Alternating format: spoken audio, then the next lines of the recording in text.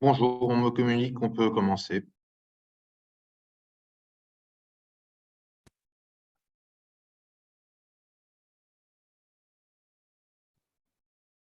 Merci beaucoup, Monsieur le Président. Monsieur le Président du GEM+, cher Monsieur l'affineur, Madame et Monsieur les professeurs, Mesdames, Messieurs, chers panélistes en vos rangs, qualités respectives, chers participants, chers amis de la francophonie. Je voudrais saluer et remercier chaleureusement l'association GEM+, pour une gouvernance européenne multilingue et son président, Monsieur Jean-Luc Laffineur, d'avoir associé la représentation de l'Organisation internationale de la francophonie auprès de l'Union européenne à cette rencontre virtuelle sur le thème « Pourquoi et comment renforcer le multilinguisme dans les institutions de l'Union européenne ». Comme vous le savez, l'OIF, construite sur le socle de la langue française en partage, accorde une importance particulière au multilinguisme qui reste au cœur de ses actions, aussi bien en matière de relations internationales ou des affaires que dans les domaines de la culture et de l'éducation. Le renforcement du français au sein des organisations internationales est pour nous une nécessité afin de préserver le multilinguisme qui porte, dans le cas spécifique de l'Union européenne, des enjeux de démocratie, d'appropriation citoyenne et de consolidation de l'espace européen. C'est dans cet esprit que les chefs d'État et de gouvernement de l'OIF, notre organisation, réunis à Djerba récemment, les 19 et 20 novembre 2022, à l'occasion du 18e sommet de la francophonie, ont réaffirmé l'importance de ce sujet en adoptant la déclaration sur la langue française dans la diversité linguistique de la francophonie.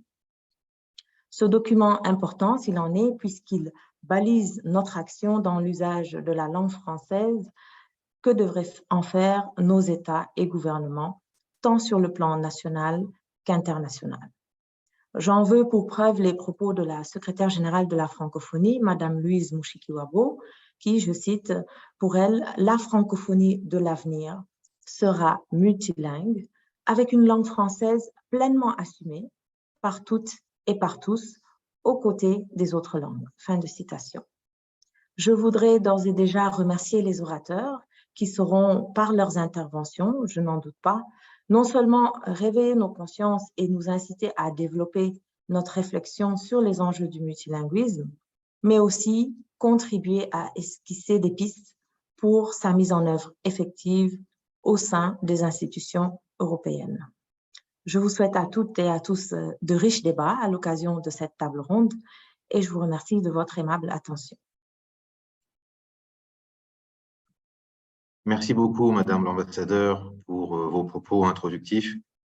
Je vous remercie à mon tour au nom de GEM+, une association qui signifie pour une gouvernance européenne multilingue, de vous être associé à nous pour l'organisation de ce séminaire, comme d'ailleurs pour l'année dernière. Donc, cette année, tout d'abord, GEM+, je vous présente en quelques mots cette association qui rassemble plusieurs citoyens de l'Union européenne et dont l'objectif est de promouvoir le multilinguisme dans les institutions européennes. Le multilinguisme, pourquoi? C'est la question que les orateurs auxquels vont devoir répondre.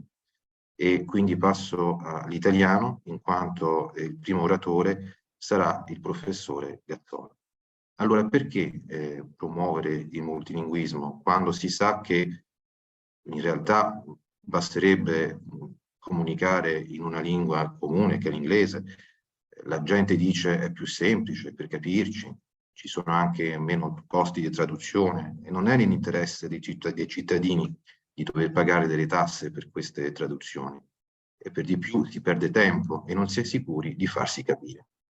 Allora, forse non è così semplice e a questa risposta cercheranno di rispondere, a questa domanda cercheranno di rispondere sia il professore Gazzola, sia la professoressa Clément Vils, sia la dottoressa Olga Cornillo.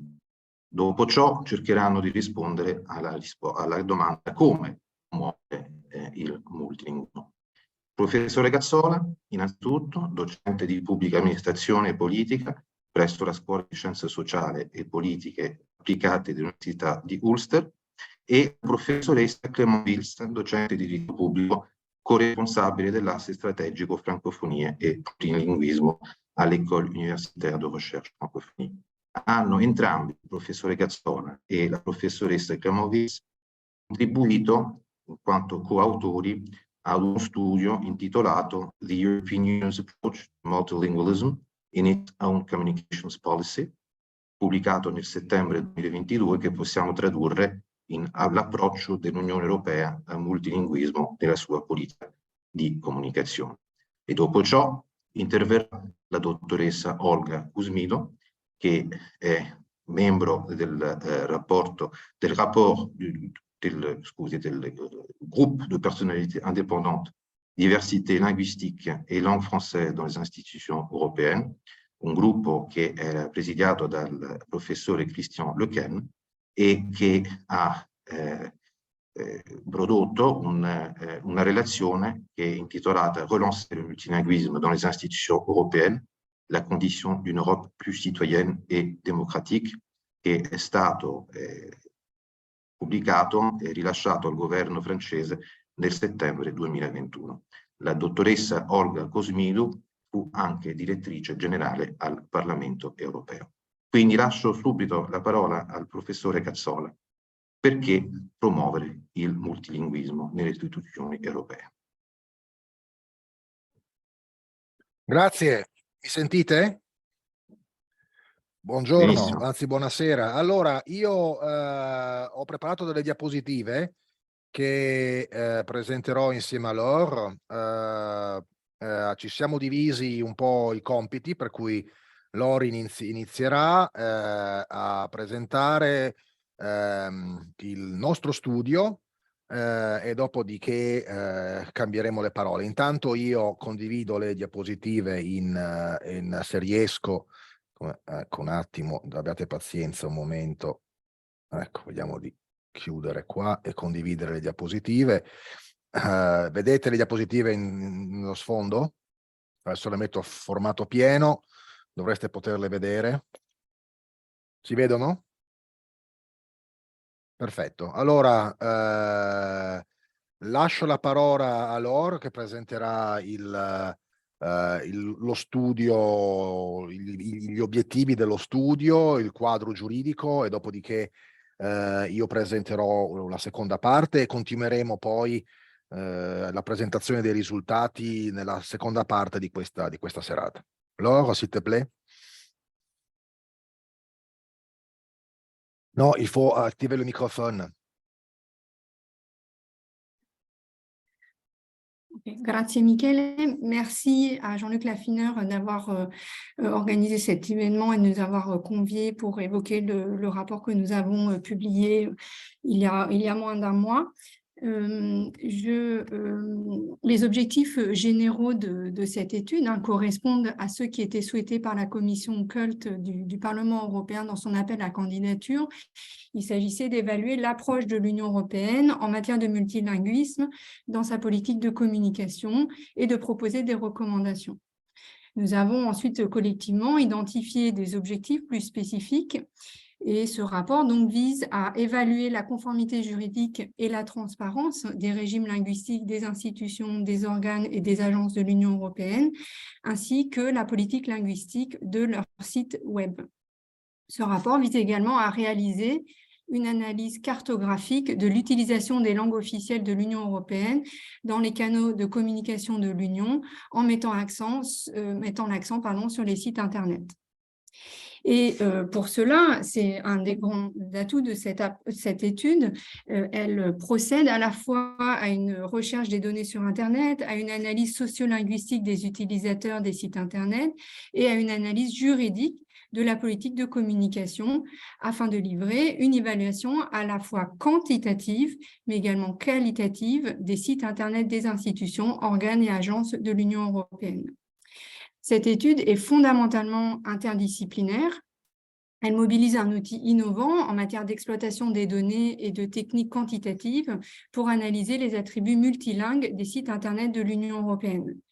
Elle est complétée par des entretiens avec des experts de l'Union en traduction et en interprétation et par des données d'enquête sur les compétences linguistiques des résidents de l'Union européenne. Elle propose notamment d'expliciter le cadre juridique pour savoir si les institutions respectent le droit en vigueur et pour déterminer ainsi leur marge de manœuvre. Alors, Excusez-moi, Laure, excusez-moi 2 secondes. On me dit que, voilà, que la présentation ne défilait pas. C'était normal? Mais vous voyez quelque chose ou bien? Oui, oui, maintenant on voit, mais on m'a dit que ça ne défilait pas. Effectivement, ça ne défilait pas. On était resté juste à la première diapo. C'était normal oui. Bah, jusqu'à non, présent? non, c'est normal, c'est normal, Oui. c'était normal parce que moi, Excusez-moi. c'est bon. Vous voyez maintenant la diapositive avec du texte? Oui, oui. Si je change maintenant à la prochaine, alors, vous voyez là maintenant le cadre juridique?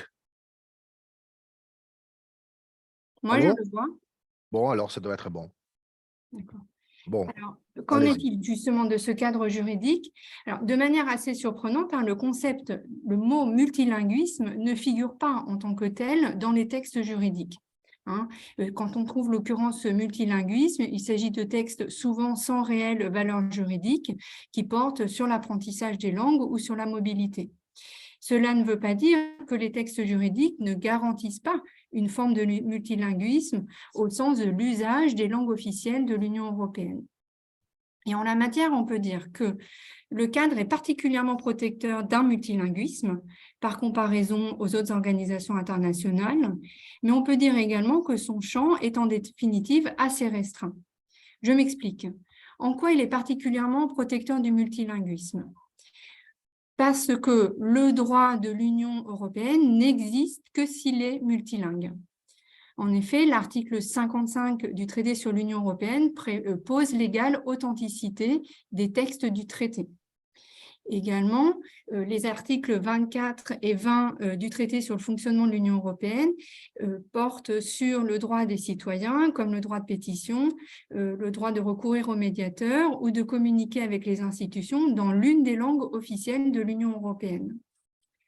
À cela s'ajoute l'article 2 du règlement numéro 1 de 1958 qui, je répète l'intitulé, porte fixation du régime linguistique de la communauté économique européenne.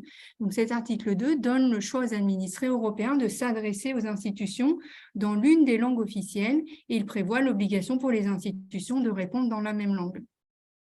Enfin, les articles 4 et 5 de ce règlement prévoient respectivement que la rédaction des règlements ou des autres textes de portée générale et également donc l'apparition du journal officiel doivent se faire dans les langues officielles. Donc voilà, le droit doit être exprimé de manière multilingue, le journal officiel multilingue et la communication directe entre d'une part l'Union européenne et d'autre part les États et les citoyens doivent se faire dans la langue choisie, dans une des langues officielles de l'Union européenne. En même temps, malgré ces différents textes, le champ d'application des obligations en matière de multilinguisme m'apparaît comme restreint. Pour plusieurs raisons. Tout d'abord, la logique générale qui sous-tend le règlement numéro 1 n'apparaît pas d'emblée, d'autant que l'on ne trouve pas de considérant liminaire. Donc, on ne peut pas dire que le règlement numéro 1 pose le principe du multilinguisme. Et d'ailleurs, la Cour de justice de l'Union a refusé de consacrer un principe général d'égalité entre les langues. Également, le sens exact du premier article de ce règlement n'apparaît pas clairement. Il se contente d'énoncer les 24 langues officielles et les 24 qui sont également des langues de travail. Donc, il est difficile de déceler dans cet article de véritables obligations juridiques en matière de multilinguisme, si ce n'est l'obligation de ne pas recourir à d'autres langues que celles énoncées dans la liste. Troisième considération, il faut également insister sur l'article 6 de ce règlement qui dispose, je cite en français, que les institutions peuvent déterminer les modalités d'application de ce régime linguistique dans leur règlement intérieur. L'utilisation dans cet article du verbe « pouvoir » et le renvoi au règlement intérieur indique bien que l'article 6, que cet article est le véhicule juridique d'une autonomie institutionnelle sur le plan linguistique. Il offre ainsi une marge de manœuvre importante aux institutions et aux organes de l'Union européenne. Et en pratique, ce que met bien aussi en valeur le rapport Lequen, dirigé par le professeur Lequen, les institutions définissent plus ou moins précisément leur régime linguistique et la Commission est d'ailleurs particulièrement silencieuse sur ce sujet. Plus encore, aucune institution n'a indiqué expressément sa ou ses langues de travail. En définitive, les régimes linguistiques sont donc compliqués, il manque de clarté, pour citer un collègue juriste spécialiste de la question, et ce manque de transparence atteint la légitimité des institutions. Autrement dit, la communication sur Internet, parce qu'elle n'existait pas au moment de l'adoption du règlement numéro 1, et parce que ce règlement n'a jamais été modifié depuis 1956, à part pour s'adapter aux élargissements successifs et donc pour allonger la liste des langues officielles et des langues de travail, le texte du règlement numéro 1 ne mentionne donc pas la communication sur Internet. Cela laisse une marge de manœuvre importante aux institutions en la matière, au moins d'un point de vue formel. Et je cède maintenant la parole à Michele qui va évoquer les résultats du rapport concernant les compétences linguistiques. Merci Laure. Donc, grazie. Il rapporto quindi fa questa analisi giuridica e l'obiettivo del rapporto, dicevamo, è quello di Scusa valutare... Michele, 2 secondi. Je voudrais juste préciser comment on peut activer le bouton pour obtenir la traduction. Parce qu'il y a des interprètes, je ne l'ai pas dit au départ, et je demande peut-être à Montauk de le préciser. Les techniciens de Montauk, si vous pouvez prendre la parole. Voilà, donc dans le bas de l'écran, il y a un petit bouton interprétation avec une map monde et vous cliquez dessus et vous choisissez la langue pour écouter la langue que vous voulez. Donc ça se trouve dans le bas de l'écran à côté du chat. Donc dans le bas de l'écran à droite.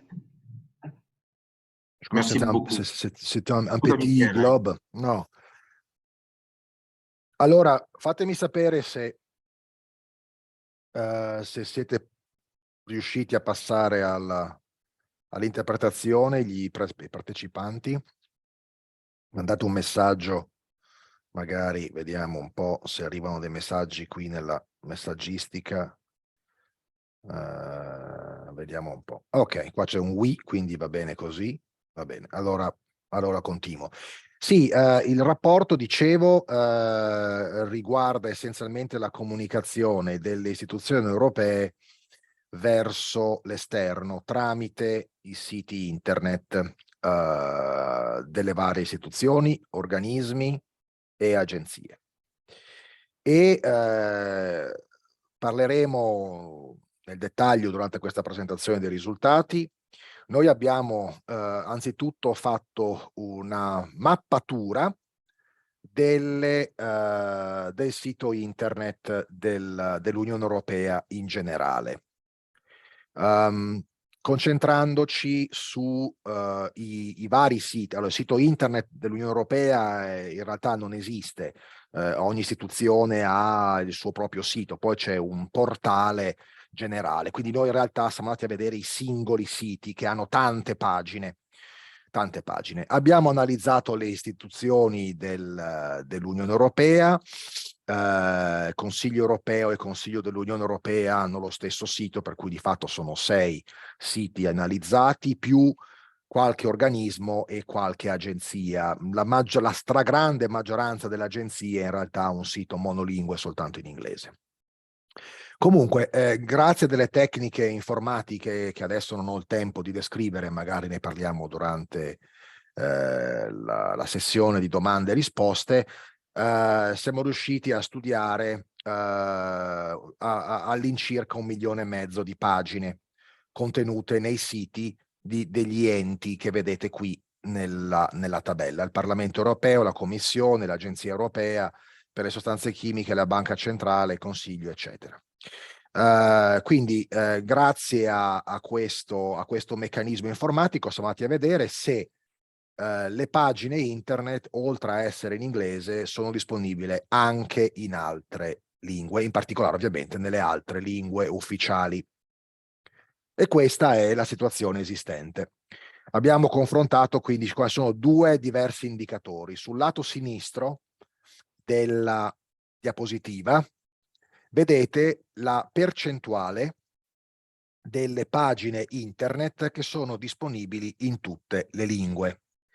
Nella Corte di Giustizia, l'acronimo C lunga EU è Corte di Giustizia, tutte le pagine sono disponibili in tutte le lingue. Segue il Parlamento europeo, l'Agenzia europea, adesso devo tornare esattamente, UOSHA sta per l'Agenzia per la sicurezza e la salute sul lavoro, anche a un indice di multilinguismo abbastanza elevato, il Consiglio dell'Unione Europea, come vedete anche, eccetera, eccetera.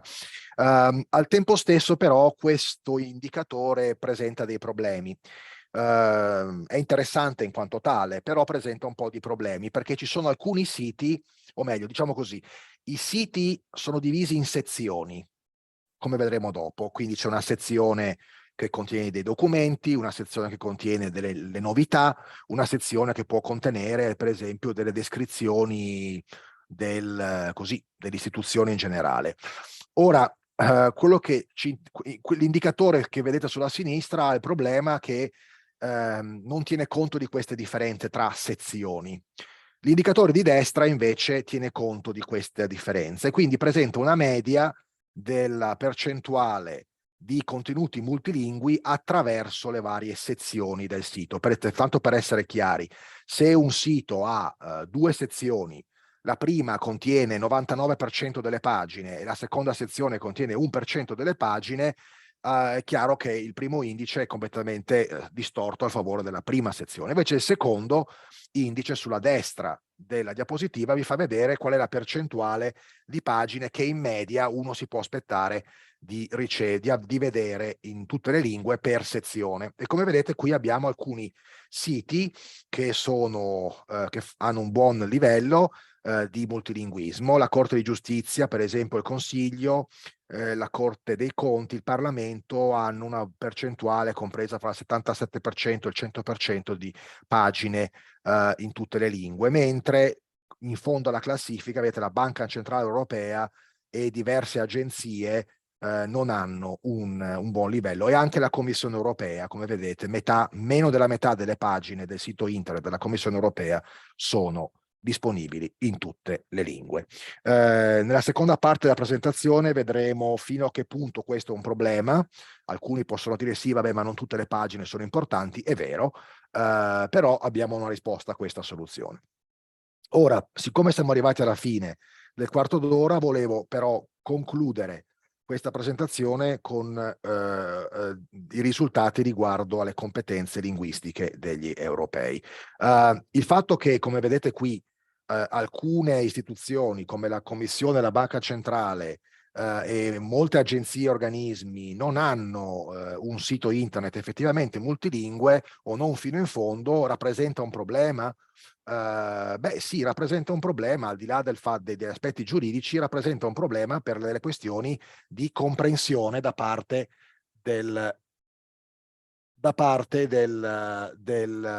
rappresenta un problema da parte dei cittadini europei. Scusate, abbiamo spento la luce, e su questo tema abbiamo analizzato le competenze linguistiche degli europei usando i dati ufficiali di Eurostat contenuti nell'indagine sull'istruzione degli adulti pubblicati nel 2021.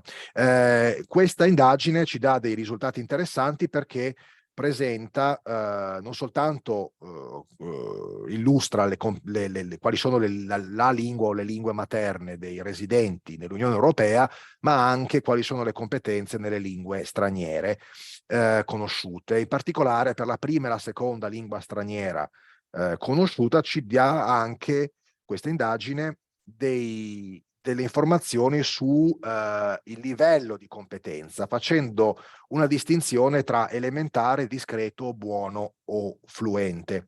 E l'indagine utilizza delle definizioni specifiche, quindi è piuttosto affidabile come database, nel senso che le definizioni sono sufficientemente precise per farsi un'idea, chi risponde, l'intervistato, si fa un'idea abbastanza chiara di cosa vuol dire fluente o buono.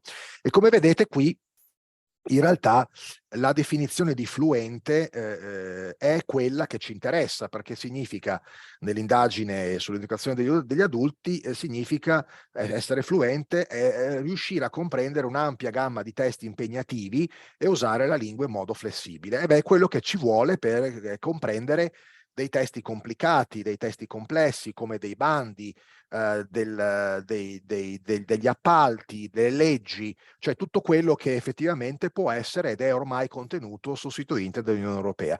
Mentre un livello buono o discreto possono essere sufficienti, come potete leggere qui, per capire elementi essenziali di un linguaggio chiaro e produrre testi semplici. Quindi un livello che può essere sufficiente per capire un tweet, un semplice messaggio, ma non per avere accesso a testi complessi.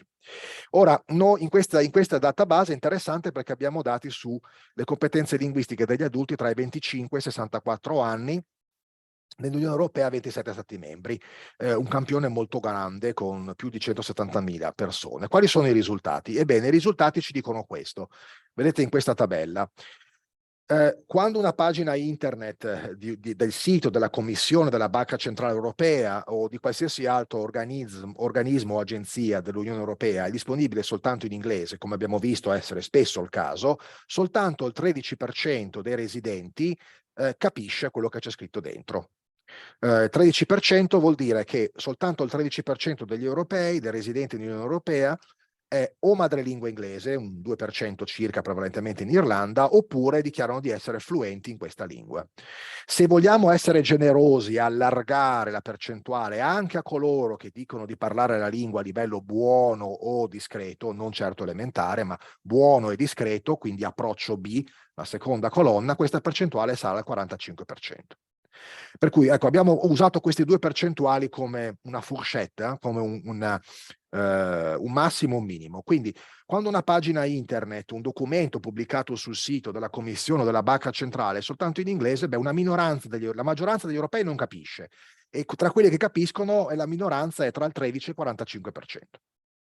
Vedete già che usare tedesco e francese aumenta questa percentuale al 35-45%, quindi è più inclusivo un regime francese e tedesco. Il problema di questo regime linguistico è che è strettamente concentrato nei paesi di lingua francese e tedesca, essendo l'inglese più diffuso come lingua seconda. Un regime già a 3 lingue include una percentuale maggiore della popolazione, un regime a 6 lingue include già la maggioranza della popolazione, la maggioranza assoluta, ma al momento attuale soltanto il regime a 24 lingue ufficiali, scusate, è veramente inclusivo, includendo tra il 97 e il 99% dei residenti. Ora mi fermo qui, continueremo la presentazione dei risultati nella seconda fase della presentazione. Lascio la parola alla collega o al collega e Jean-Luc continuiamo dopo. Grazie intanto della vostra attenzione. Grazie tante Michele, merci beaucoup Laure. Je laisse donc la parole à Olga Cosmidou, qui est ancienne directrice générale de l'interprétation et de la conférence du Parlement européen. Olga, c'est à vous. Merci Jean-Luc, bonsoir à tout le monde. Je vais tout d'abord explorer le pourquoi il est essentiel qu'on respecte le multilinguisme dans les institutions européennes. Les raisons sont multiples. Les raisons sont politiques, sont démocratiques, elles sont sociales, elles sont culturelles, elles sont juridiques, elles sont économiques, elles sont pratiques. Nos collègues viennent d'expliquer le cadre juridique, donc je me limiterai au reste. Pourquoi est-il essentiel de ne pas essayer de communiquer, comme l'a dit Jean-Luc, en une seule langue, même si ceci constitue un rêve depuis l'Antiquité.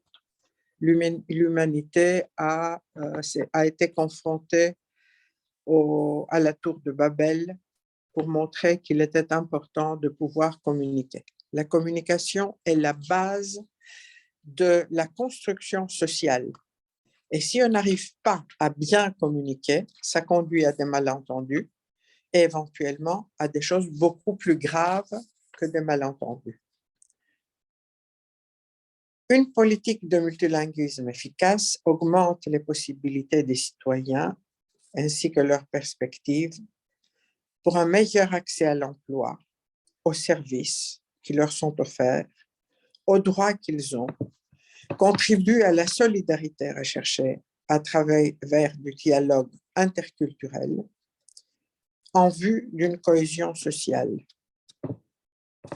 Il faudrait comprendre, il faudrait se rendre compte que la langue n'est pas innocente.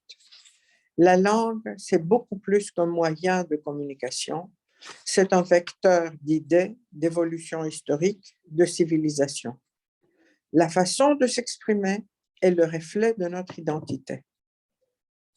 Et si on ne respecte pas l'identité des pays qui constituent l'Union européenne, ceci signifie qu'il y aura des divergences. On voit d'ailleurs que ces dernières années où la communication ne se fait pas dans toutes les langues, que les divergences sont en train d'augmenter. Lors d'un débat, lors d'un procès, lors d'un échange d'idées, lors d'une négociation, celui qui parle sa langue maternelle a plus de facilité pour convaincre et donc pour gagner l'argument. La langue que nous maîtrisons le mieux, la langue dans laquelle nous pouvons exprimer toutes les nuances, c'est notre langue maternelle. Parce que même si vous connaissez bien ou très bien une langue étrangère, il y a toujours des niveaux qui vous manquent. Il y a la terminologie technique, économique, juridique, les expressions argotiques, les expressions qui se réfèrent à une situation spécifique d'un pays donné, les équivalents d'un proverbe, d'un dicton, d'une comptine enfantine. Qui sait dire dans une langue étrangère les mots d'enfant, si vous parlez à un enfant? Comment dire dodo, toutou, et tous les petits mots que les enfants utilisent.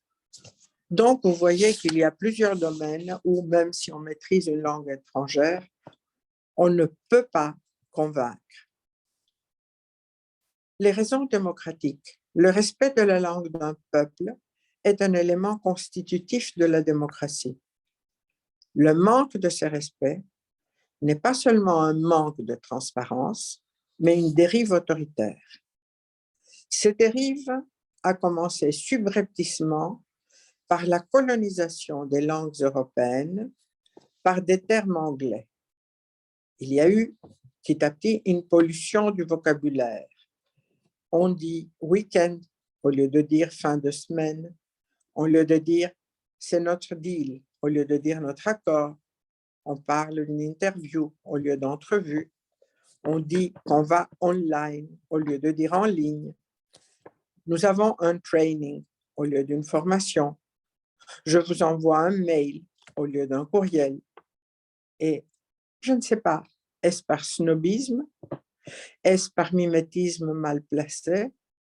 Les soi-disant élites pensent-elles que c'est plus moderne? Mais à un moment où les valeurs de l'Europe ont été rejetées par la majorité des Anglais, il est étonnant que les organes de l'Union européenne nous offrent sur un plateau d'argent le chauvinisme linguistique anglo-saxon, en excluant ainsi une grande partie de leur population. S'agit-il d'un manque de conscience politique? S'agit-il d'un esprit néocolonialiste linguistique? S'agit-il d'un manque d'empathie? Je ne sais pas. On nomme un commissaire chargé du mode de vie européen.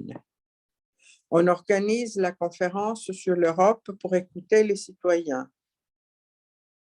Mais on ne laisse pas les citoyens comprendre ce qui se passe au sein de l'Union européenne. On ne les laisse pas intervenir dans leur langue, étant donné que le pourcentage des citoyens, selon les études même d'Eurostat, qui comprennent bien ou très bien une langue étrangère, ne dépasse pas le 38%.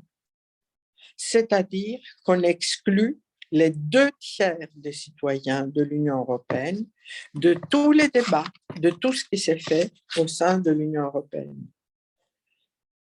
La francophonie est une très belle réussite, mais désormais, il faut parler de multilinguisme.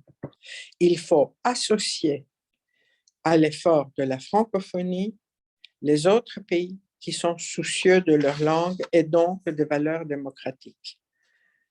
Et si la présidence française a chargé un groupe de travail de faire ce rapport sur le multilinguisme, si la présidence française a fait ses efforts pour promouvoir le multilinguisme, il faut voir parmi les pays qui prendront le bâton, les Espagnols, les Belges, qui est volontaire pour promouvoir cette valeur importante, cette base constitutive de l'Union européenne.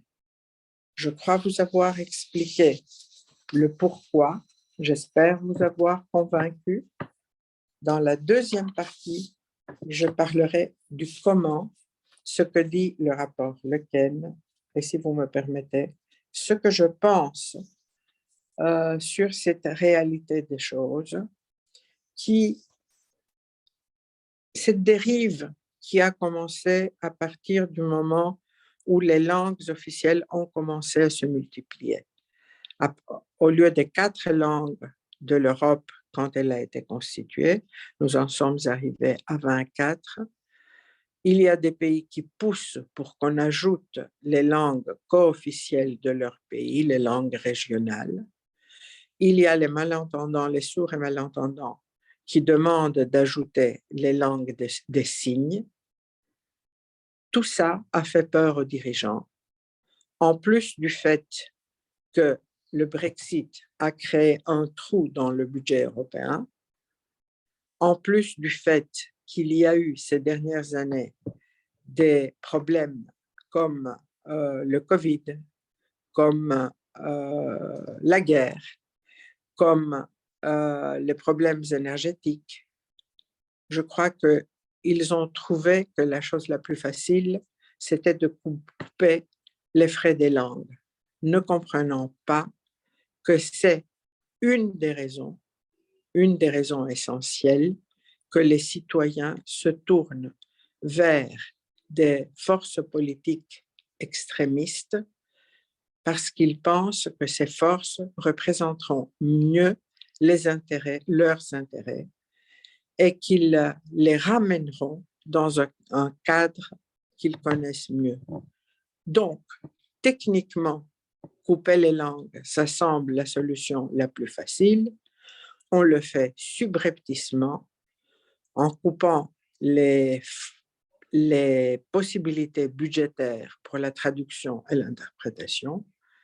Mais comme je l'ai dit, ceci crée des problèmes beaucoup plus graves selon les institutions. Il faudrait aussi voir que les institutions, chacune des institutions a un rôle différent. On peut comprendre que la commission, où il y a des fonctionnaires qui participent dans les groupes de travail, ne font pas un travail très politique, contrairement au Parlement, contrairement au Conseil, où pour les réunions officielles, on a gardé le multilinguisme, mais dans les groupes préparatoires du Conseil, les Antici, etc., il n'y a plus de multilinguisme. La Cour des comptes ne travaille plus qu'en anglais. Le parquet européen alors qu'il doit collaborer avec la Cour à instituer comme langue unique de travail l'anglais. Et donc, il y a une dérive un peu, disons, différente dans chacune des institutions en fonction de son travail et de sa destination, mais cette dérive est là. Et il faudra voir dans la deuxième partie comment on peut y remédier. Merci beaucoup. Merci beaucoup, Olga. Nous avons 2 minutes pour éventuellement recevoir des questions de votre part. N'hésitez pas, je n'en vois pas. Alors, je vais juste faire une petite synthèse de ce qui a été dit avant de passer à la section suivante. Donc, nos 2 premiers orateurs nous ont montré comment le cadre juridique actuel n'était pas adapté à la réalité, puisque c'est un cadre juridique qui a été adopté dans les années 50, et à une époque où Internet n'existait pas.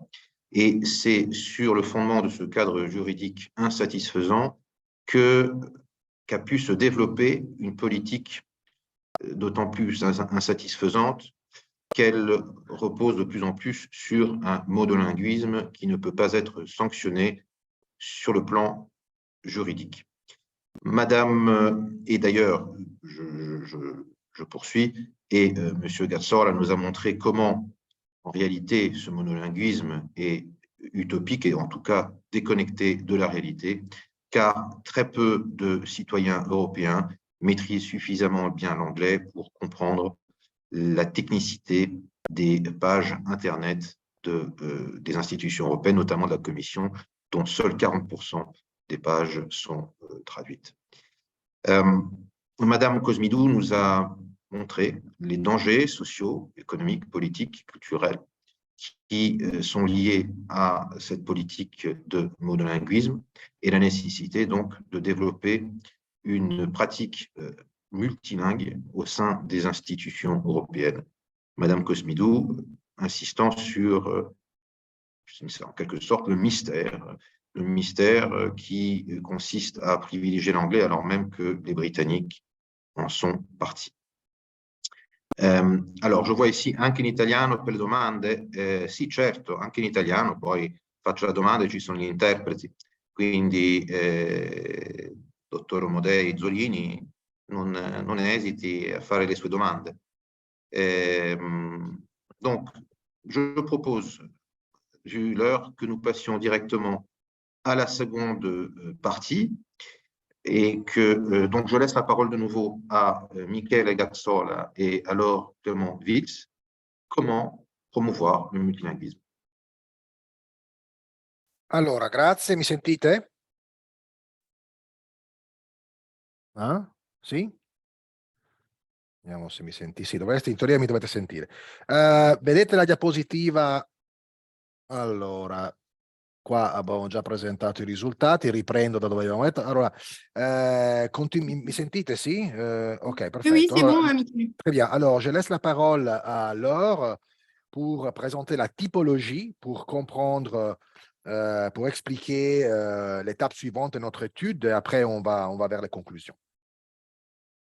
Alors, le rapport que nous avons remis propose de mettre en ordre les contenus publiés sur les sites Internet qualitativement, et ce, en ayant recours à une typologie.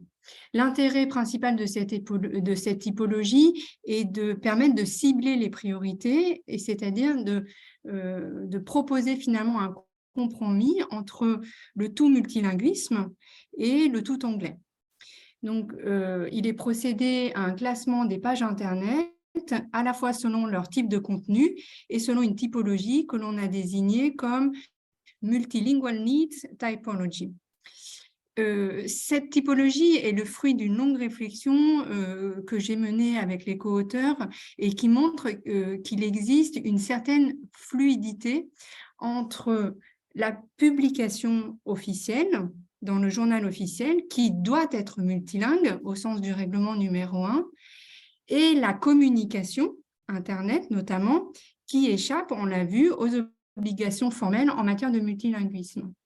Il y a également une fluidité entre ce qui relève du droit dur, c'est-à-dire des normes qui ont un véritable effet juridique, qui, on l'a vu, doit être multilingue au sens du règlement numéro 1, et le droit dit souple, qui se trouve dans une sorte de vide juridique. Précisons ce qu'est vraiment très rapidement le droit souple. C'est un ensemble d'instruments qui ont pour objet de modifier ou d'orienter les comportements et leurs destinataires en suscitant, dans la mesure du possible, leur adhésion. Ces instruments, ces documents même, ne créent pas par eux-mêmes de droits ou d'obligations pour leurs destinataires. Ils présentent simplement un degré de formalisation et de structuration qui les apparente, sans être complètement assimilés, aux règles de droit. Et donc, vous l'avez compris, les institutions européennes jouent de ces fluidités et que l'on peut appeler aussi la zone grise. L'objet de mon travail dans ce rapport a été de faire état de manière très précise de ces fluidités. Par exemple, dans le rapport, on trouvera des développements importants sur la manière dont est organisé le journal officiel, et notamment la partie C, c'est pour communication. Il propose un cadre plus clair afin que les institutions ne puissent profiter de la souplesse du cadre formel ou des qualifications erronées. À cet égard, à mon sens, il est assez évocateur que la Cour de justice de l'Union européenne reconnaisse qu'une agence peut publier des actes normatifs sur son site Internet en dehors de toute publication au journal officiel. Il est donc proposé dans ce rapport que les différents besoins en termes de multilinguisme, des différentes, on les appelle sections Internet, où il s'agit des pages Internet, que ces besoins soient donc hiérarchisés en fonction de leur probable effet juridique et de leur impact sur les citoyens, entreprises et institutions. Le rapport distingue donc entre ce que l'on a désigné par core documents, primary documents et secondary documents. Relève de ce que l'on a appelé les core documents, les publications pour lesquelles il existe déjà une obligation formelle de multilinguisme, comme les textes juridiques ou les textes publiés au journal officiel, ou encore tout ce qui relève de l'initiative citoyenne européenne ou du droit de pétition, ou encore du droit de saisine du médiateur européen. Les secondary documents relèvent d'une catégorie résiduelle qui correspond aux contenus qui ne sont pas obligatoires juridiquement et qui n'ont pas non plus d'effet substantiel sur les individus, entreprises ou autorités nationales. Il s'agit par exemple d'informations sur l'histoire des institutions. On a considéré collectivement que ces contenus pourraient être traduits de manière automatisée, quand bien même la qualité de la traduction en serait moins élevée. Vous l'avez compris, c'est la catégorie des primary documents qui est la pierre angulaire de cette typologie. Elle repose sur une conceptualisation en fonction du statut, du contenu et des besoins des résidents européens. Et il est donc proposé dans ce rapport d'imposer la traduction pour cette catégorie de documents, quand bien même le règlement numéro 1 ne l'impose pas formellement. L'argument principal tient à la nature du droit souple que j'ai défini tout à l'heure. En effet, de par les effets qu'il produit, le droit souple devrait être considéré comme des publications soumises aux obligations de multilinguisme, et ce, au même titre que le droit dit dur. L'autre argument tient à l'effet de certains documents sur les citoyens, ainsi les appels d'offres, les appels à candidature ou encore les législations en cours d'adoption, lesquelles créent des attentes vis-à-vis des utilisateurs d'Internet. Tous ces documents entrent dans cette catégorie et devraient également être publiés dans toutes les langues officielles de l'Union européenne. Voilà présenter très succinctement les raisons d'être et de cette typologie et la typologie elle-même. Je laisse à Michele le soin de montrer nos résultats concernant l'application de cette typologie. Voilà, grazie Laure. Lascio il tempo di Je laisse le temps de changer aux interprètes. Allora, abbiamo visto che l'articolo 6 del regolamento numero 1 dà una certa flessibilità alle istituzioni sulle loro, su quali lingue usare per la comunicazione interna. Il problema, come Laura ha spiegato, è che le pubblicazioni web, per esempio documenti di lavoro, rapporti, linee guida, sono assimilati di fatto a documenti interni che sono poi messi a disposizione del pubblico. Ma questo mettere a disposizione equivale di fatto a una pubblicazione. E oggi internet è lo strumento attraverso il quale i cittadini, le imprese, gli stati membri acquisiscono le informazioni da parte dell'Unione Europea. Allo tempo stesso, come dicevamo, ci sono alcune pagine di secondaria importanza, anche se possono essere interessanti, sulla vita, per esempio, dell'architetto che ha costruito, progettato l'edificio della Commissione Europea a Bruxelles. Questo possiamo anche farne a meno, oppure possiamo lasciare che sia la traduzione automatica a occuparsene. In effetti la traduzione automatica sempre di più sta diventando parte delle pagine internet dell'Unione Europea. Noi cosa abbiamo fatto in questo rapporto? Abbiamo preso, come dicevo prima, quel 1,5 milioni di pagine sono state organizzate per tipo di contenuto, quindi sezioni del sito. Il sito internet ha diverse sezioni, alcune hanno a che fare con le politiche, alcune hanno a che fare con finanziamento e appalti, alcune hanno a che fare con informazioni generali. In generale, come vedete in questa tabella sulla parte sinistra, i vari siti, 13 siti che abbiamo analizzato, sono tendenzialmente, contengono tendenzialmente questo tipo di contenuto. Abbiamo fatto un lavoro in cui abbiamo assegnato il tipo di contenuto alla tipologia, e dove il contenuto era teoricamente assimilabile a tutte e tre le categorie della tipologia, abbiamo fatto un lavoro manuale per vedere quali sottosezioni erano da considerarsi come tipo di documento fondamentale o core, e quale era primario o quale era secondario. Ora, non voglio entrare nei dettagli metodologici, quello che conta è questa diapositiva. Allora, in questa diapositiva vedete i risultati fondamentali. Allora, nella parte destra della diapositiva vedete la percentuale di documenti che noi abbiamo con contenuto, la percentuale di documenti che hanno contenuto che noi definiamo come fondamentale oppure primario, cioè del contenuto che dovrebbe o deve essere disponibile in tutte le lingue, quale percentuale effettivamente di questo contenuto è in tutte le lingue. Abbiamo fatto questa analisi soltanto per le istituzioni.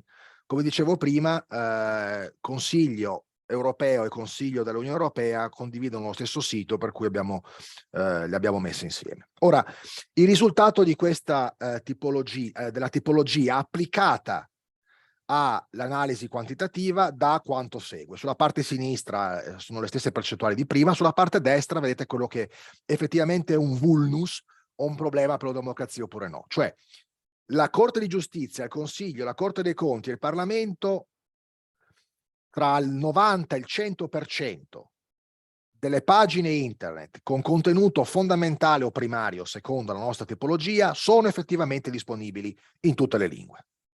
D'accordo? Questo è l'importante.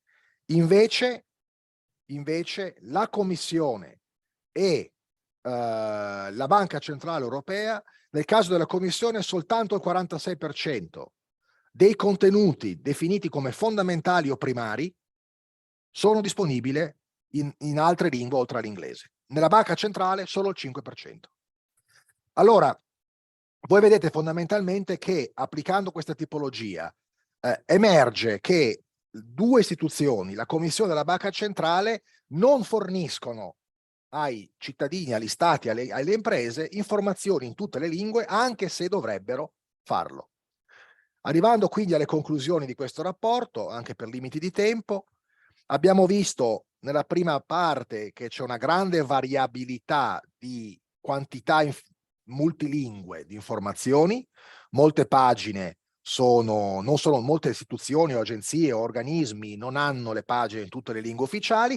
Gli scettici possono dire sì, va bene, ma non tutte le pagine hanno contenuti che interessano, che sono importanti, che hanno veramente un'importanza per i cittadini. Noi siamo andati oltre. Grazie all'applicazione della tipologia abbiamo svelato che c'è sostanzialmente una parte delle istituzioni che non pubblica o non pubblica ancora dei contenuti di natura fondamentale o primaria, quindi contenuti che riguardano l'utilizzo di fondi comunitari, i diritti, gli appalti, l'opportunità di lavoro, eccetera, non sono disponibili in tutte le lingue, almeno nelle pagine internet. E questo è un serio problema.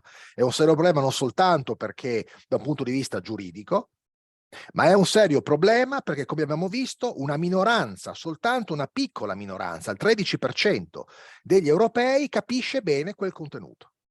Quindi l'Unione Europea, in questo senso, in particolare la Commissione e la Banca Centrale, non hanno una politica informativa, una politica di comunicazione sufficientemente accessibile ai contribuenti e ai cittadini europei.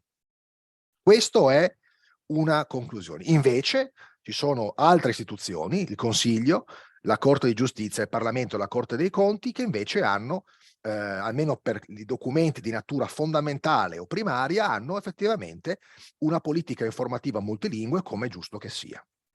Concludiamo questo rapporto con 5 raccomandazioni. Laure, se vuoi puoi presentarle tu, si tu veux tu peux les présenter. Oui, également dans les conclusions, on a montré et ça je pense que vous l'avez compris, que si on appréhende la communication Internet formellement, il est difficile de mettre en évidence une violation du droit applicable, mais on peut quand même déplorer l'absence d'un cadre clair qui pose des régimes linguistiques au détriment du principe de transparence. Et en revanche, et c'est un des apports du rapport, si l'on appréhende la communication Internet dans sa substance, dans son contenu, les choses diffèrent, comme l'a montré à l'instant Michele, puisque certains contenus devraient relever des obligations posées par le règlement numéro 1 et donc finalement devraient faire l'objet de traduction multilingue. Alors, dans les recommandations, très rapidement, je vais distinguer entre les recommandations qui sont présentées ici, c'est-à-dire les recommandations qu'on a formulées dans le rapport, et ajouter, je dirais, des recommandations qui n'ont pas été précisées à destination parce qu'elles n'avaient pas vraiment de pertinence pour la commission CULT du Parlement européen. Alors, quelles sont ces recommandations qui ont été formulées dans le rapport? On pourra en discuter après, si vous voulez, pour qu'on puisse un peu détailler. On a proposé donc d'élaborer un cadre et des normes communs et transparents pour la communication multilingue, y compris dans la sphère numérique. Et ce cadre, du coup, s'appuierait sur la typologie que nous avons proposée. Également institutionnaliser un contrôle régulier du respect de la législation, de la transparence administrative et de l'utilisation des ressources pour garantir une communication multilingue par le biais de rapports réguliers. Nous avons également proposé, dans le cadre de cette institutionnalisation, de créer un poste d'officier du multilinguisme qui serait rattaché au médiateur européen pour être véritablement indépendant, et il aurait pour mission d'examiner, sur la base de ce rapport et du cadre qu'on a proposé, par exemple, donc d'examiner les pratiques, les régimes linguistiques et les politiques linguistiques en matière de communication sur Internet. Nous avons également proposé de promouvoir l'utilisation des langues officielles dans la communication numérique afin d'améliorer l'accessibilité et la proximité avec les citoyens. Et enfin, d'augmenter l'allocation budgétaire de l'Union pour le multilinguisme. Il y a, à mon sens, d'autres pistes d'évolution qui ne sont pas véritablement des recommandations à destination de la commission CULT. À mon sens, et là, à mon avis, le rôle des avocats peut être assez important. La Cour de justice de l'Union européenne pourrait faire évoluer sa jurisprudence. Les plaideurs et les juridictions nationales ne devraient pas hésiter à la saisir afin que de nouvelles de nouvelles obligations en matière de multilinguisme soient fixées. Comme je l'ai dit, à partir du moment où la Cour de justice a pu reconnaître qu'une agence pouvait publier des actes normatifs sur son site Internet en dehors d'une publication au journal officiel, pourquoi ne pourra-t-elle pas reconnaître que les dispositions du règlement numéro 1 imposent des obligations de multilinguisme à d'autres contenus en ligne? Voilà. Et simplement, dernière remarque, à mon avis, même si le contexte politique et juridique ne s'y prête pas forcément, on peut tout de même émettre l'hypothèse d'une modification du règlement numéro 1. Le temps est peut-être venu pour l'adapter aux nouvelles réalités institutionnelles et numériques, ce qui, à mon avis, se traduirait tout simplement par une modification de l'article 6 et également par un ajout de organes et agences après le terme institution pour véritablement élargir le champ d'application du règlement numéro 1. Voilà, je vous remercie. Voilà, merci Laure. Juste pour terminer, je crois que bon, c'était très très clair. Je pense tout simplement pour vraiment arriver à la conclusion dans ces rapports, on met en évidence qu'il y a un véritable problème, pas toujours, mais chez certaines institutions et surtout chez les agences et les organismes, que souvent les pages, le contenu Internet n'est pas disponible dans toutes les langues, que ce contenu, très souvent, il a un caractère important d'un point de vue des droits, des obligations, de l'usage de l'argent public, qu'une communication monolangue n'est absolument pas efficace, autre à être pas équitable, et que pour redresser la barre, il faut élargir, il faut mettre à jour le règlement numéro 1 ou au moins créer un cadre et surtout, il faut mettre en œuvre à travers un responsable pour le multilinguisme un contrôle continu de ce qui se fait. Et ce responsable pour le multilinguisme ou les langues officielles existe déjà ailleurs. Il existe au sein des Nations Unies, il existe au Canada, il existe en Suisse, donc pourquoi pas dans l'Union européenne. Je pense que la meilleure façon pour que les droits linguistiques des citoyens européens soient respectés, c'est d'insister sur la mise en œuvre de ces droits et mettre à jour le cadre juridique pour le multilinguisme qui date des années 50. Alors ici, vous trouvez les références. Je m'arrête ici. Merci beaucoup de votre attention. Merci Laure aussi. Et on reste à disposition pour les questions. Merci à toi, Michele. Grazie Michele et merci beaucoup Laure. Sans transition, je laisse Olga intervenir. Merci beaucoup. Le rapport du groupe Leken prévoit 26 recommandations. Je vous les énumère très rapidement. En amont des institutions européennes, il y a une recommandation pour promouvoir la diversité linguistique chez les jeunes Européens, l'objectif des 2 langues étrangères dans l'enseignement secondaire. Un rappel des positions de l'Union européenne en matière d'apprentissage des langues, un paysage contrasté dans les États membres, la recherche de nouvelles formations linguistiques en amont des carrières européennes, les concours européens dans toutes les langues, des recommandations pour un nouveau départ du multilinguisme dans les institutions européennes, et notamment ne pas considérer l'absence de modification du règlement 1/1958 comme un alibi pour contourner son application.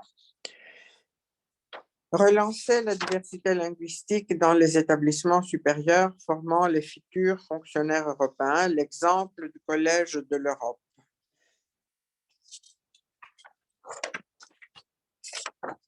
Systématiser la présence de l'interprétation dans les groupes de travail du Conseil et de la Commission. Permettez-moi d'ajouter ce qui n'est pas dans le rapport. Il faudrait que les États membres définissent ce que c'est un interprète de conférence et ne pas permettre à toute personne qui connaît une langue étrangère de prétendre qu'il est interprète. Comme n'importe qui ne peut pas prétendre être avocat ou médecin, il faut qu'il y ait une définition claire de ce que c'est un interprète de conférence et ne pas donc laisser les chefs d'État et de gouvernement, quand ils vont à des conférences, prendre avec eux leur secrétaire et lui demander de faire l'interprétation.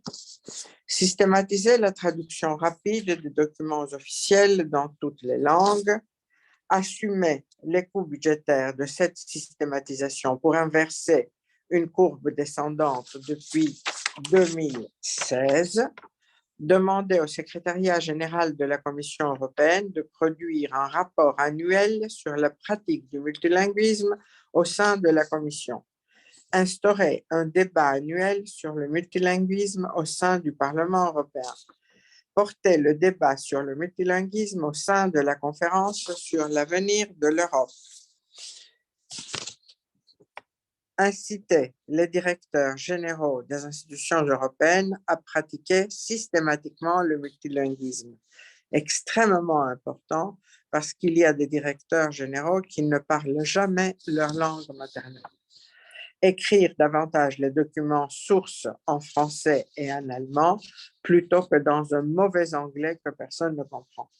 Fixer une incitation de 50% maximum de documents sources écrits dans une seule langue de travail. Systématiser la troisième langue au concours d'entrée EPSO. Veiller à ce que la limitation du nombre de langues ne soit pas un obstacle au déroulement des concours de la fonction publique européenne, rendre plus exigeante l'obligation statutaire des connaissances linguistiques lors des nominations au poste d'encadrement intermédiaire et supérieur, aider la Cour de justice à la formation en français de son personnel, puisque certains prétendent qu'ils n'arrivent pas à recruter du personnel qualifié parce qu'on leur demande de connaître le français, appeler à l'application du règlement numéro 158 pour le fonctionnement interne du nouveau parquet européen, rendre systématique la consultation des sites web des institutions européennes dans toutes les langues officielles, repenser l'outil e-translation, veiller à ce que tout contenu numérique officiel émanant des institutions européennes réponde à une obligation réglementaire de respect du multilinguisme, réaffirmer les bénéfices tirés de la formation du personnel des institutions européennes aux langues étrangères et particulièrement au français, réaffirmer l'importance pour les États membres d'investir dans l'apprentissage des langues étrangères dès la petite enfance, promouvoir la recommandation du Conseil du 22 mai 19 sur l'apprentissage obligatoire de 2 langues vivantes pendant la scolarité, créer un événement visible lors de la présidence française à l'occasion des 35 ans d'Erasmus, ce qui a déjà été fait, surmonter les obstacles à la ratification en France de la Charte des langues régionales ou minoritaires, concrétiser les engagements de soutien à la langue du partenaire prévus dans le traité franco-allemand d'Aix-la-Chapelle, donner davantage de visibilité à la Journée européenne des langues auprès des sociétés civiles des États membres. Voici les 26 recommandations contenues dans le rapport Lequen. Si vous me permettrez, j'ajouterai que la francophonie devrait demander à ceux qui sont membres de la francophonie de faciliter l'apprentissage du français et d'autres langues étrangères, mais notamment du français dans les cursus scolaires. C'est un travail qui doit être fait de façon un peu plus soutenue par la francophonie. Et j'ajouterai, pour finir, que toutes ces recommandations pratiques sont essentielles, mais rien ne sera fait sans une volonté politique réelle. Si on n'arrive pas à convaincre les dirigeants européens qu'il est dans l'intérêt des pays membres et de l'Union européenne de donner plus de place au multilinguisme et donc à leurs citoyens, on n'arrivera nulle part avec des travaux uniquement pratiques. Il s'agit de pousser les dirigeants européens. On a besoin, comme Greta a fait pour le climat, on a besoin de l'apport des jeunes qui devront se battre pour que leur langue ne soit pas marginalisée. Sans cet apport des jeunes, sans cet apport des citoyens européens qui poussera les dirigeants politiques à réexaminer leurs obligations envers leurs citoyens, on n'arrivera nulle part. Je cite toujours comme exemple, quand il y avait des contacts entre l'ex-chancelière allemande, Madame Merkel, et le président russe, M. Poutine, les deux connaissaient chacun la langue de l'autre. Et pourtant, ils s'exprimaient toujours dans la langue de leurs citoyens, par respect à leurs citoyens, et ils avaient avec eux un interprète. C'est la seule marque de respect envers non seulement ces citoyens, mais ceux qui sont en fait les électeurs de nos hommes et femmes politiques. Et avec ce souhait d'être entendus par les dirigeants européens, j'espère que ce droit fondamental sera rétabli au sein d'une Union européenne qui se veut une union de droit. Merci.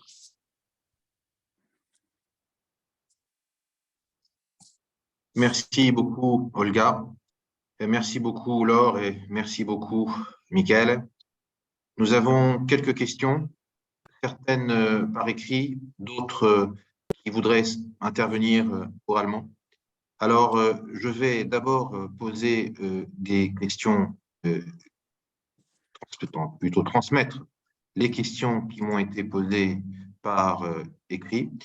Mais j'en ai d'abord une que je demanderai à laquelle je demanderai de répondre.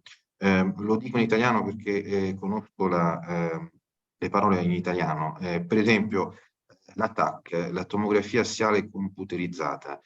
La Commissione europea ha adottato delle linee guida per quanto riguarda i dispositivi medici e queste linee guida esistono unicamente in inglese. Allora, quando si sa che i medici devono fare delle TAC, quindi tomografie assiali computerizzate, nelle quali uno mette dei prodotti di contrasto, come per esempio l'iodio, per individuare eventuali malattie, metastasi, eccetera.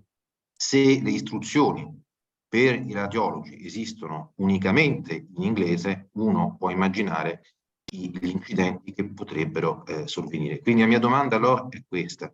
Nei documenti cosiddetti primari che lei ha presentato, ci sono queste linee guida che non sono vincolanti in teoria, ma che in realtà chiaramente hanno un impatto molto importante et che potrebbero avere delle conseguenze giuridiche drammatiche.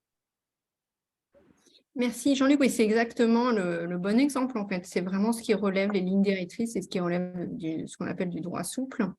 Et donc, une des propositions, et c'est pour ça que cette zone grise a été créée, parce qu'il y a tous ces documents qui sont produits, qui ont énormément d'effets, mais aussi des effets juridiques, et qui ne relèvent pas formellement en fait, des obligations du règlement numéro 1, mais parce qu'en fait, on joue un petit peu sur les mots, parce que justement, c'est du droit souple, ce n'est pas du droit dur, mais on pourrait avoir une autre approche et interpréter différemment le règlement numéro 1, de manière beaucoup plus extensive à la faveur du multilinguisme.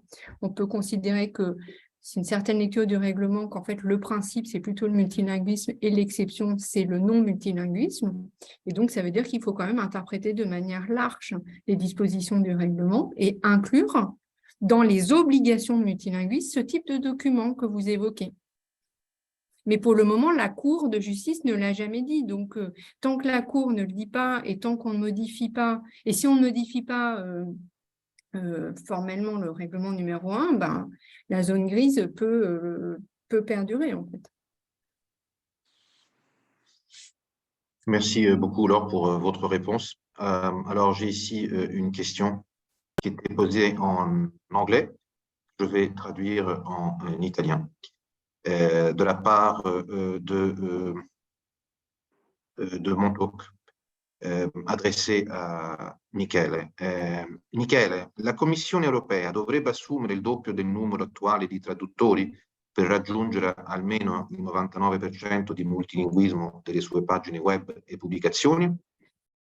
Grazie della domanda. Ho risposto sì, e secondo me bisogna fare in modo che i contenuti di natura fondamentale primaria pubblicati sulle pagine internet della Commissione europea siano disponibili tempestivamente nelle lingue ufficiali. Questo non significa tradurre tutti i documenti, ma le linee guida, per esempio dei programmi Erasmus, che arrivano le cui traduzioni arrivano sempre in ritardo di qualche settimana, alle volte di qualche mese in altre, creano delle disparità fra cittadini. Ora, la traduzione automatica che si sta implementando è utilissima, va benissimo per i documenti di natura secondaria, per esempio informazioni generali su, non lo so, la storia della commissione, i vecchi presidenti, eccetera, ma è fondamentale ormai nell'epoca digitale o numerica che i documenti che hanno un impatto sulla distribuzione di fondi, quindi l'uso delle tasse degli europei e i loro diritti e doveri siano disponibili in tutte le lingue. Perché se non lo si fa, soltanto il 13% dei cittadini e dei residenti capisce qualcosa. E questo è per una democrazia assolutamente inaccettabile. Mi sembra chiaro, le cifre parlano in maniera chiara, cioè l'Unione Europea non può essere assimilabile a quello che accade in Nigeria o in India, dove la gran parte della popolazione non capisce i documenti ufficiali perché sono soltanto in inglese. Questa non è democrazia linguistica. Grazie Michele. Nous avons maintenant une question qui va être posée par Monsieur Marc Notre-Dame, qui est également membre de J'aime Plus. Je laisse donc la parole à Marc. Marc, il faut que tu débloques ton micro. Non, on ne t'entend toujours pas. Oui, est-ce Voilà. qu'on m'entend maintenant? Oui. Est-ce qu'on m'entend? Oui. Je crois qu'il y a donc des pistes intéressantes qui ont été développées, mais il faut faire attention qu'il y a des choses qu'on doit absolument bannir, qu'on doit absolument exclure, c'est-à-dire c'est dans un système flexible, soi-disant, d'avoir des situations dans lesquelles uniquement l'anglais serait utilisé. Donc, il faut absolument bannir ça et ramener cela à une autre langue que l'anglais, donc soit l'allemand, le français, l'italien ou l'espagnol, soit plusieurs langues, enfin, ce qui devrait être normalement l'usage en fait. Et alors, il y a naturellement, on se trouve avec 24 langues en Europe, en Union européenne, donc il est impossible naturellement de pouvoir traduire tout en même temps à la même date pour les 24 langues, surtout qu'en plus, il y a certaines langues, surtout en Europe du Nord et en Europe orientale, qui sont parlées que par très peu de gens et dont la connaissance linguistique, je veux dire, il est difficile de trouver des traducteurs et des interprètes qui savent utiliser ces langues pour faire des traductions de bonne qualité. Donc, il est certain que dans ce cas, il va falloir recourir à l'interprétation ou enfin la traduction automatique plus fréquemment. Alors, ce qui est aussi très important, c'est les langues pivots, les langues relais. Et là aussi, il faut vraiment éviter que l'anglais soit utilisé comme langue pivot ou langue relais. Il faut que les 4 plus importantes langues de l'Europe soient utilisées pivot ou langue relais dans l'interprétation et donc langue relais dans la traduction. Donc ça, c'est absolument nécessaire parce qu'autrement, on va quand même se retrouver avec une dérive vers le tout à l'anglais. Autrement, il y a deux exceptions notoires dans l'ensemble des langues. Il est certain que pour le maltais et pour l'irlandais, il est, pour des raisons évidentes, tout à fait concevable d'utiliser l'anglais comme langue pivot pour ces deux langues-là, mais uniquement pour ces deux langues-là. Voilà ce que je voulais vous dire.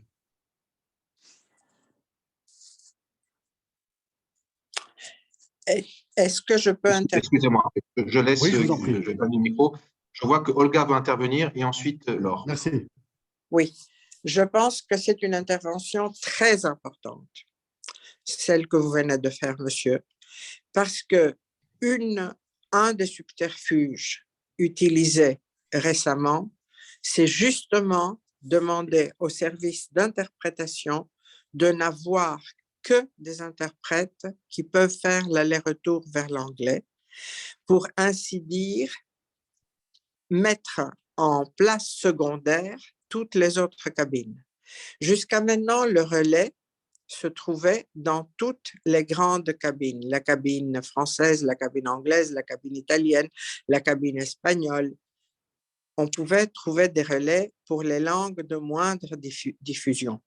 Si on oblige que toutes les cabines fassent désormais l'aller-retour en anglais, on met en position secondaire toutes les autres langues. Et d'ici quelques années, parce que le marché s'adapte à la demande, on ne trouvera plus des interprètes des autres cabines, françaises, italiennes, espagnoles, allemandes, qui connaissent des langues, en plus de 2-3 grandes langues, et donc ce sera techniquement impossible d'assurer le vrai multilinguisme, même s'il y avait un renversement de la volonté politique. Donc, ce que vous dites, c'est quelque chose qui est caché, c'est la partie de l'iceberg qui est cachée et qui est utilisée comme subterfuge pour renverser la situation. Merci de l'avoir soulevé. Je vous en prie. Je vous en prie. Merci beaucoup, Olga. Je vois que Laure également veut intervenir. Oui, je voulais simplement rebondir aussi sur ce point des langues relais. Alors, mon observation ne concerne pas l'interprétariat, mais la traduction. Je voulais souligner qu'à la Cour de justice de l'Union européenne, il y a bien plusieurs langues relais qui sont prévues par les textes. Et donc, la Cour de justice fonctionne avec, je ne sais plus, c'est 4 ou 5 langues relais. Donc, l'anglais ne domine pas, loin de là, à la Cour de justice. Merci beaucoup, Laure. Olga, vous avez gardé la main levée, mais je pense que c'était pour tout à l'heure. Je pense qu'il y a M. Dietrich Voslamber qui veut poser une question. On peut peut-être le laisser intervenir s'il est sur le forum. Sinon, je vais laisser peut-être la parole à Christian Tremblay, qui lui aussi voulait intervenir. Christian. Ah, voilà. Ja, er ist da. Also mich wundert etwas, dass überhaupt nicht zur Sprache gekommen ist, also dass es nicht nur die gesprochene Sprache gibt, sondern auch die visuelle Außendarstellung. Jan Marco Müller hat schon schriftlich einen Chat eingereicht auf Deutsch. Er hat darauf hingewiesen, dass die Rednerpulte im Pressesaal der Kommission nur auf Englisch und Französisch beschriftet sind. Und zwar abwechselnd. Einmal ist Französisch oben, Englisch unten und einmal ist es umgekehrt. Das heißt, man achtet sehr darauf, dass bei dieser visuellen Außendarstellung zwischen Englisch und Französisch nicht diskriminiert wird. Aber alle anderen Sprachen sind nicht zu sehen und das könnte dazu führen, da diese Bilder ja fast jeden Abend in den Fernsehnachrichten zu sehen sind, dass sich doch ein Großteil der europäischen Bevölkerung mit dem Europagedanken also nicht mehr identifizieren kann. Im Pressesaal der Kommission waren früher mal alle Sprachen zu sehen. Das heißt, auf den Rednerpulten war nur die Internetadresse der Kommission vermerkt und auf der Hintergrundwand sah man den Namen der Kommission in allen Sprachen. Und das wurde abgeschafft. Und man sollte doch eigentlich darauf hinwirken, dass das wieder eingeführt wird, dass die Allsprachigkeit der visuellen Außendarstellung der Kommission wieder eingeführt wird. Übrigens geht es nicht nur um die Kommission, auch wenn man sieht ja auch oft im Fernsehen die Innenräume des Europäischen Rates. Also ich habe heute Mittag noch im Fernsehen die Beschriftung des Innenraumes des Europäischen Rates gesehen. Da heißt es nur European Council, Conseil Européen und daneben umgekehrt Conseil Européen, European Council. Und das könnte man auch in allen Sprachen irgendwie regeln, dass die EU-Bürger nicht den Eindruck bekommen, dass die Europäische Union eigentlich nur zwei Amtssprachen hat, die auch zur Geltung kommen, nämlich Englisch und Französisch. Da sollte man auch für Besserung sorgen. Ja, danke schön.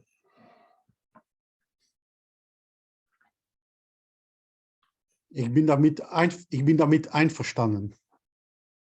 Mhm. Dankeschön. Merci beaucoup.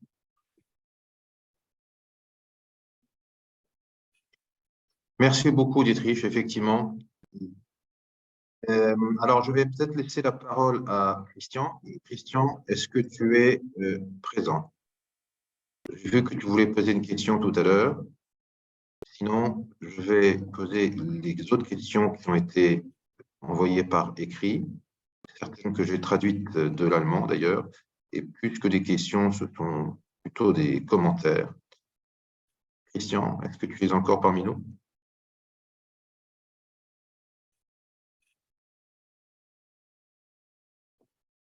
Je n'ai pas l'impression. Donc, je vais remonter pour voir les questions qui ont été posées.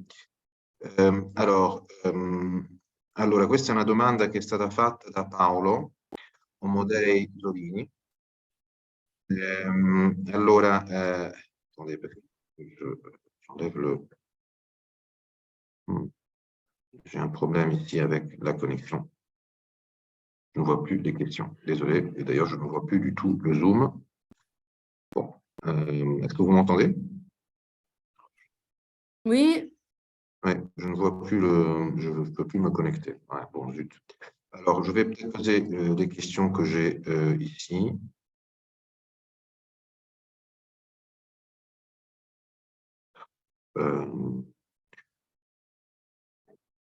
Allora.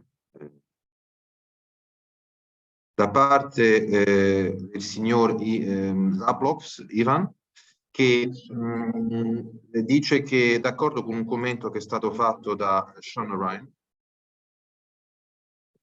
e non riesco a bloccare. Désolé parce qu'il y a la traduction qui est en même temps, c'est un petit peu embêtant. Bon. Allora,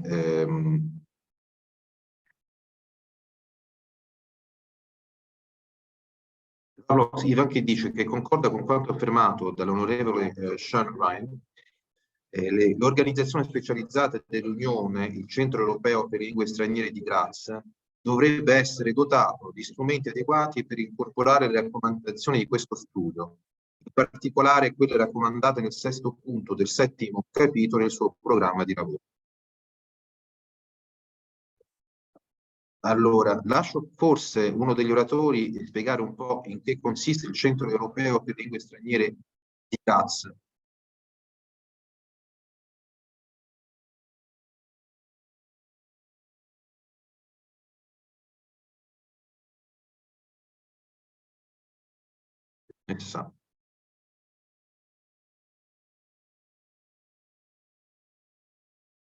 J'entends plus rien. Je n'entends plus rien. Ah. Ich höre nichts. Maintenant, oui. Oui, moi je ne sais pas bien à qui poser cette question, Jean-Luc. Moi, je ne pourrais pas parler au nom du centre de Graz, quoi. Donc, il faudrait demander aux personnes de Graz. Olga, peut-être? Je n'ai pas entendu. Alors, l'école, je vais revenir dessus. Moi, je ne connaissais pas cette institution. Le Centre européen pour les langues étrangères de Graz, que je ne connaissais pas, et l'un des intervenants, donc l'un des participants, pardon, M. Zablox, demande, est-ce que ce centre ne devrait pas être équipé des instruments adéquats pour incorporer les recommandations de l'étude? Connaissez-vous le Centre européen pour les langues étrangères de Graz? Et en quoi il pourrait aider?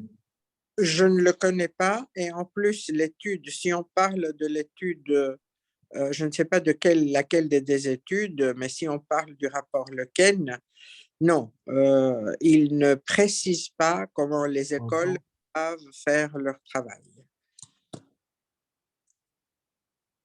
Ok. Vous avez quelque chose à ajouter, Michael ou Laure? Pas sur ce point. Par contre, on peut ajouter qu'effectivement, le rapport Lequen que j'ai lu avec grand intérêt montre qu'il y a eu des coupures budgétaires et le personnel qui travaille dans les traducteurs et les interprètes, les effectifs ont été réduits. Donc, il est clair qu'on ne peut pas demander aux traducteurs interprètes existants à la Commission et dans les autres institutions européennes de travailler 48 heures par jour. Donc, il est évident qu'on ne peut pas avoir du multilinguisme sans avoir les ressources. Donc, ça, à mon avis, c'est une question fondamentale qu'on doit aborder. Et d'ailleurs, c'est une des recommandations qu'on fait d'augmenter au moins éviter des coupures ultérieures. C'est aussi une recommandation du rapport Lequen qu'il ne faut pas utiliser le moyen des coupes budgétaires pour altérer les possibilités de multilinguisme, parce qu'il s'agit, si vous voulez, d'efforts indirects sans le présenter aux citoyens, couper les possibilités aux institutions, même si elles voulaient, si on ne leur donne pas les moyens nécessaires.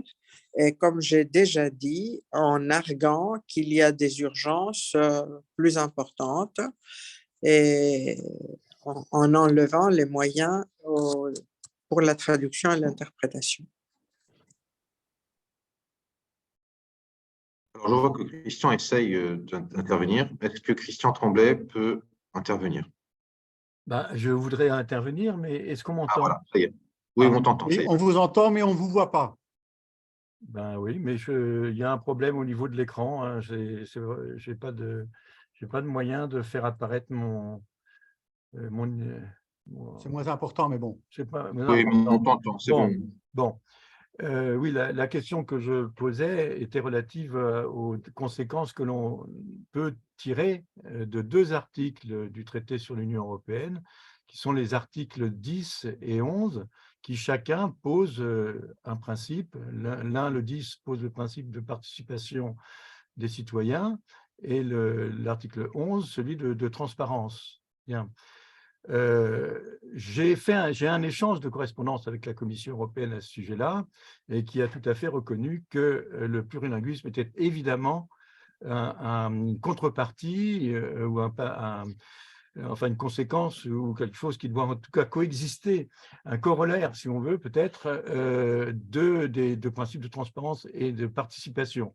Alors, on peut tout à fait imaginer que la Cour de justice en tire elle-même la conséquence et soit plus stricte dans ses appréciations et tire vraiment comme conséquence que le principe de participation des citoyens et de transparence implique nécessairement davantage de plurilinguisme ou de multilinguisme, ce qui toucherait en grande partie justement les textes qui ne sont pas strictement juridiques et qui appartiennent à la zone grise. Je me posais quand même la question de savoir si le fait qu'une association entre les trois éléments, plurilinguisme, participation des citoyens et transparence, si cette association était faite dans le règlement numéro 1, si ce ne serait pas une très forte incitation à la fois institutionnelle et juridique pour la Cour, de véritablement avoir une pratique du plurilinguisme qui soit moins marginale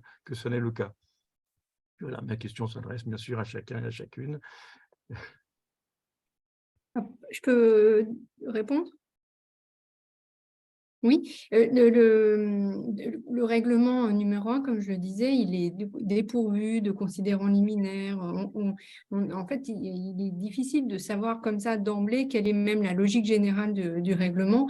Donc, on ne trouve pas de référence au principe démocratique ou au principe de participation citoyenne. C'est vraiment un règlement très technique qui donne des droits très précis, très circonstanciés, qui liste les langues officielles et qui précise l'autonomie institutionnelle des institutions en matière linguistique. Demander à la Cour l'interprétation que vous préconisez, à mon avis, elle aura du mal à aller jusque-là parce que justement, pour le moment, rien ne dit explicitement ce que vous dites vous et ce que peut-être vous a dit la Commission dans des correspondances, à savoir d'associer le principe démocratique et le plurilinguisme ou d'associer la transparence et le plurilinguisme. Donc, dans la mesure où cette association n'est faite nulle part dans les textes, ce serait un effort quand même assez considérable de la part de la Cour que de le faire et qu'ensuite, elle en induise un certain nombre de droits nouveaux. Je pense que là, le chemin est quand même assez long. Par contre, dans une logique de réforme du règlement, que moi, j'ai, à titre personnel, je pense qu'on peut tout à fait souhaiter, et je ne pense pas que ce soit d'ouvrir une boîte de Pandore. Enfin, je pense que on peut raisonnablement modifier le règlement numéro 1. Et ce serait intéressant d'intégrer ça dans les considérants liminaires, de montrer finalement quelle est la valeur du plurilinguisme et en quoi il est associé justement au principe démocratique, au principe de transparence, pour donner finalement une vision en fait et permettre des interprétations cette fois-ci téléologiques, donc c'est-à-dire en fonction du but des dispositions du règlement. C'était le sens de ma question. Je vous remercie. Merci beaucoup, Christian. Donc, nous avons déjà légèrement dépassé le temps. Par souci démocratique, je vais juste lire l'un des commentaires que j'ai reçus da parte di Paolo Omodei Zorini. L'inglese rappresenta solo il 2% degli abitanti e andrebbe tolto dalle lingue pivot.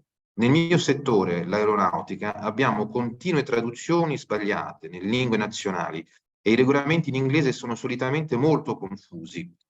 Ma l'agenzia per le aviazioni, che è l'EASA, non li produce in altre lingue, solo quando verranno approvati dal Parlamento e dal Consiglio e tradotti. Come se non bastasse, alcune organizzazioni di paesi dell'Unione Europea pretendono di esaminare i piloti in italiano anche se non lo hanno tra le lingue ufficiali delle nazioni in quale operano. Immagino che voleva dire in inglese anziché italiano. Questo è poco corretto. Qui in Italia nessuno potrebbe effettuare un esame. Ho sollecitato sia l'EASA sia il commissario per la concorrenza e nessuno ha avuto la buona volontà di rispondere se non con vaghe e inconcludenti giustificazioni. Ben venga il multilinguismo e speriamo smettano presto di maltrattare anche le lingue che usano attualmente come pivot. Grazie tante, dottor Zorini. Donc, nous arrivons à la conclusion de notre débat. Comme vous avez pu le remarquer, en réalité, cette thématique, je dirais en anglais, parce que ça ne me vient pas, multi-layer, donc il y a différents seuils, je dirais, de discussion. Plusieurs couches. Plusieurs couches. Merci beaucoup, merci. Plusieurs couches qui consistent à parler du multilinguisme. Il y a la couche de la communication que les deux premiers orateurs nous ont exposé, avec les difficultés d'accessibilité au site pour les citoyens. Mais il y a des couches également qui ont été plus ou moins abordées de manière liminaire, parce que nous n'avions pas beaucoup de temps, mais j'espère qu'elles le seront lors de colloques prochains, qui sont la couche de la langue comme langue de pensée, puisque c'est un problème philosophique, comment s'exprimer dans sa propre pensée, comment exprimer le fond de sa pensée, sinon dans sa propre langue. Il y a le facteur politique, social, qui ont été abordés par Olga, qui mériterait d'être développé davantage dans un prochain colloque. Et puis, évidemment, les aspects culturels, comme chacun sait. Et je vais peut-être laisser la parole à Madame l'ambassadeur comme conclusion. Madame l'ambassadeur. Merci beaucoup, cher Jean-Luc. Merci à tous, surtout aux panélistes qui, comme je le disais, nous ont balisé la voie. Je voulais juste saluer cette forte recommandation qui a été faite par le professeur Gazzola et Madame Clément-Wills par rapport à cette réforme du règlement numéro 1. Ça, c'était vraiment, à mon sens, courageux de votre part d'aller jusque-là dans les recommandations. Pour l'OIF, et ça, Mme Cosmedou l'a souligné, la volonté politique des États reste un pilier important parce que ce sont les États qui peuvent aussi donner le ton. Et c'est pour ça que lors du sommet de Djerba, la secrétaire générale de la francophonie a insisté pour aller de l'avant sur cette déclaration sur la langue française dans la diversité francophone qui vient consolider de nouveau cette volonté politique des États membres de la francophonie. Le travail avec les interprètes et les traducteurs, là également, nous avons, nous, des pistes d'activités que nous lançons avec la direction de la langue française et de la diversité des cultures francophones. C'est un domaine sur lequel, en 2023, nous allons beaucoup insister. Et merci à M. Notre-Dame d'avoir ouvert cette importante question des langues pivots. Là, nous voyons aussi de bonnes pistes de travail à pousser. Vraiment vous remercier tous pour cette ouverture sur ce que nous devons, en tant qu'organisation internationale de la francophonie, renforcer. Nous le savions déjà, mais là, c'est d'autant plus clair. Merci, Président Laffineur. Merci beaucoup, Madame l'ambassadeur. Merci beaucoup aux interprètes pour le travail qu'ils ont effectué. Désolé d'avoir débordé un petit peu. Et j'espère à l'année prochaine, si nous renouvelons l'expérience avec l'OIF. En tout cas, j'en serai très, très heureux. Merci avec beaucoup. plaisir. Merci à tous. Merci à vous, Jean-Luc. Merci beaucoup. Merci Laure, merci Mickaël et merci Olga, bien sûr. Merci, Albon. Au revoir. Au revoir. Au revoir. Au revoir à tous.